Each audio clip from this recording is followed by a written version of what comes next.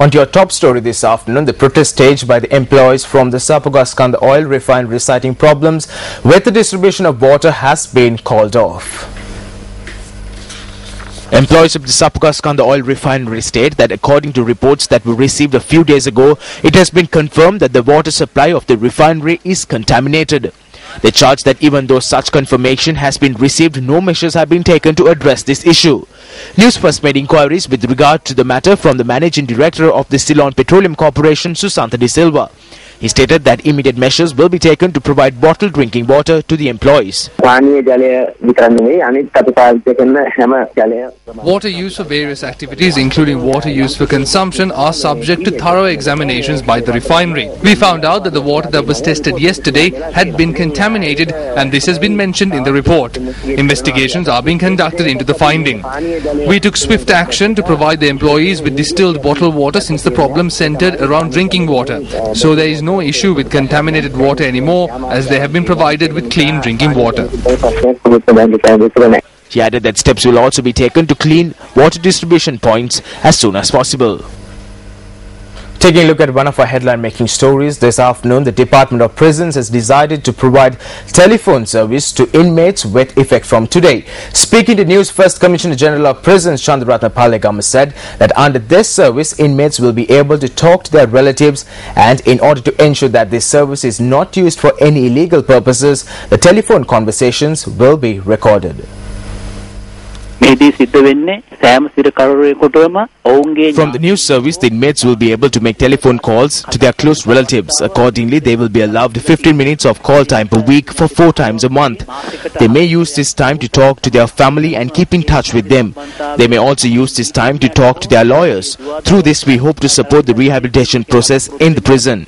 We also hope to minimize the number of illegal mobile phones in prisons. According to our investigations, most inmates use illegal mobiles in prisons to talk to their family, and it is only few who use this for illegal purposes. Considering this, the ministry decided to provide the service to the inmates. The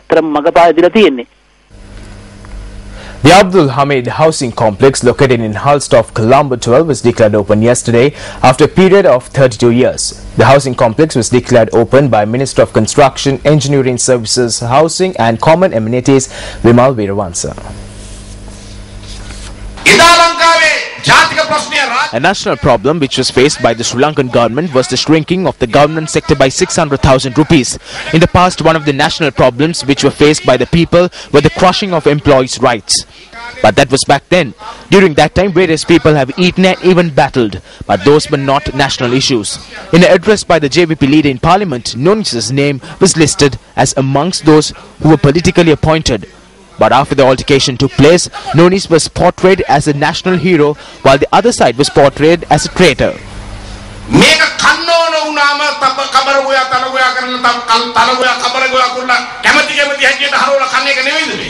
A number of ministers were present for this occasion. Still in local news, business representatives from Japan and Thailand Motor Trading Association engaged in an inspection tour of the International Hambantota port yesterday. The inspection tour took place on an invitation extended by the Importers Association of Sri Lanka. Minister of Ports and Highways Rohita Begunawardena took part for the inspection tour. During this occasion, port officials spoke about the first and second stage of the International Hambantota port project.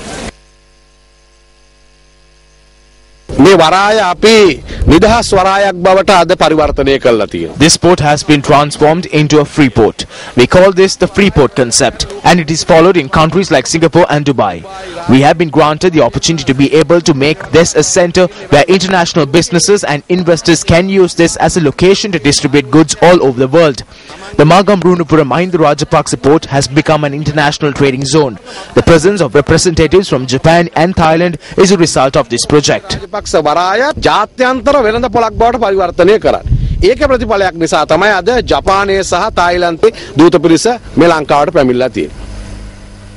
Well, now 2 police officers have been interdicted for carrying out illegal raids in the Chilau area.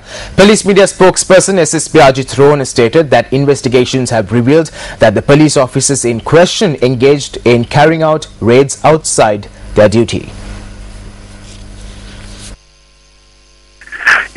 of Kuliyapitiya conducted further investigation into the incident that occurred at Arachikattua a couple of days ago.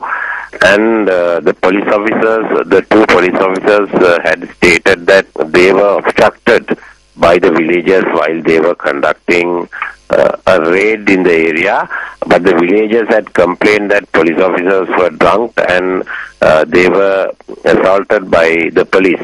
Further investigation conducted, and it has been revealed that police officers have used excessive force. In addition to that, they have gone to the raid without a proper authority. So therefore, they were interdicted, and apart from that, the in charge of the group, an inspector, who was arrested by HQI Chilau yesterday, and he was produced before the magistrate, and he has been enlarged on 200,000 cash bail by the magistrate. Further investigations are being continued. So especially we would like to mention that every time if we receive this type of complaint, we are taking a stern action against the police officers if they have done a wrong activity or if they have used excessive force. Meanwhile, a group of garment factory workers who had suddenly fallen ill have been admitted to the Negombo Hospital. Medical officer at the Negombo Hospital, Champalu Tibira, stated that in total 25 females and 2 male employees are currently receiving treatment. The patients are suspected to be suffering from food poisoning. According to the medical officer, the garment factory workers were showing signs of vomiting, stomachache and headaches. Well, on that note, we wrap up lunchtime news for today. Thank you very much for joining us. It was an absolute pleasure having you with us this afternoon. I'm Joel Outskun for News First. Take care and good luck. Hotline 0114-896-896. www.newsfirst.lk. Feedback at